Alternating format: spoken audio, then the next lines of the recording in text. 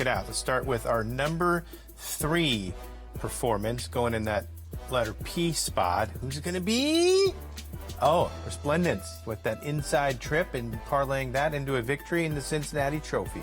And the horse had a nice progression forward. Had 4 races coming in, finished 8th, and then 5th, and then 2nd, and then 1st. And it was a series of things adding up. They added the blinkers, and then they went to the lead, and then they went to the synthetic. And once you put all those together, you got a really nice effort here. $25 and change. Not the easiest horse to have, Dave, because that win before was one of the lower buyer speed figures in the race. But the horse is 2 for 2 this year and loves having the lead with the blinkers.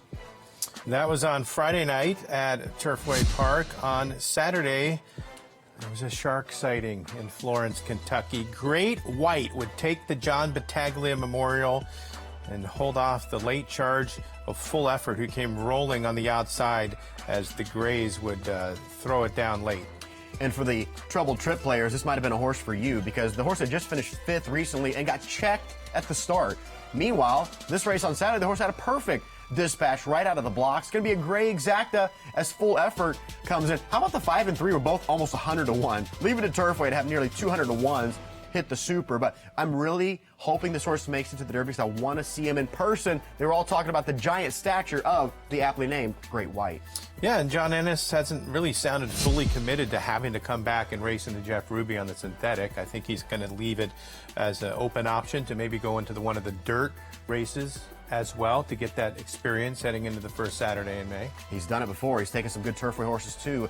A race like the Bluegrass. And then no surprise, number 1. How about the longest win streak in the history of Hong Kong? And here's Kai Ying Rising. Kind of starting to wonder where he stacks up for the all-time greats. Talking about international sprinters. Breaks the track record in this race in his 2nd consecutive win, at least 2, in the Queen Silver Jubilee Cup. Most of his wins have been more in the 6 furlong range, but he certainly can go further than that when needed.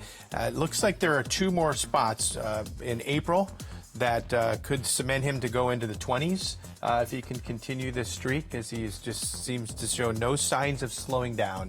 Look at the posters there on the outside. Oh, ringing the bell. There it is. They rang the bell to tie the longest win streak at 17, and I think more emphatic rings here for holding that 18 alone.